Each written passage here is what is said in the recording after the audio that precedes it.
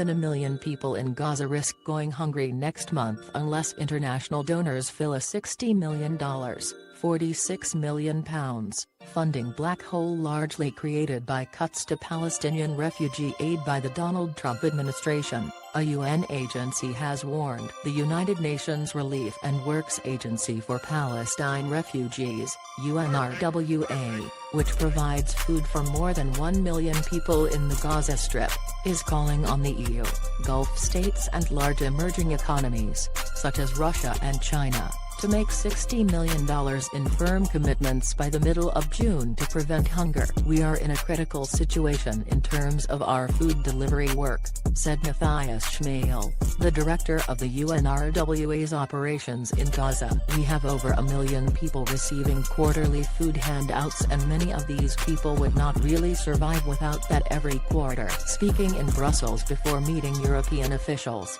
Schmale said the most immediate reason for the funding gap was the loss of U.S. support. The Trump administration announced in 2018 it was cutting all funding to the UNRWA, an abrupt loss from the agency's hitherto largest donor, which provided $360 million in 2017. Schmale said it would have been a different story if the U.S. had gradually reduced funds, although still unfortunate and sad. But the disappearance of funds from one day to the next caused havoc, forcing UNRWA to make deep cuts to health and employment programs in the Gaza Strip. The agency slashed its mental health budget by 50% in the second half of 2018, which the availability of counseling for children in the war-torn region. It also cut a program that creates short-term work for people in Gaza, a lifeline in an economy where unemployment is 53%. In 2018,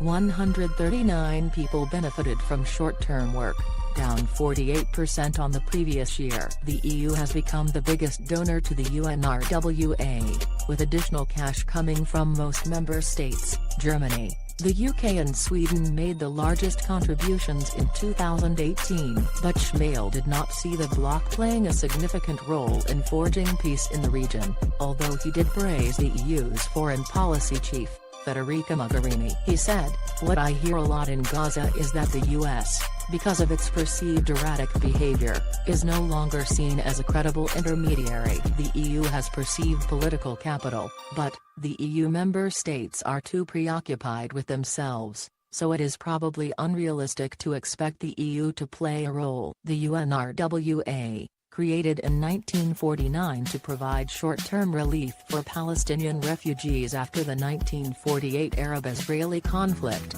runs schools, hospitals and social services in 5 areas, including the West Bank, Jordan, Lebanon and Syria. It is largely propping up Gaza, subject to a total blockade by air, land and sea since 2007. Political stalemate, conflict with Israel and divisions among Palestinian factions have left the territory in economic ruin, without health and social services, almost no access to clean water and only 4 or 5 hours of electricity a day. With no peace in sight, a generation is growing up in Gaza who have only known the fenced-in territory and never met an Israeli. "It is a race against time," Schmale said, suggesting that without hope children risk turning to extremism. Despite their experience, the children, the majority by the internet, are connected to the rest of the world, and they dream of the future. But we cannot take this for granted. If the blockade continues, this will change,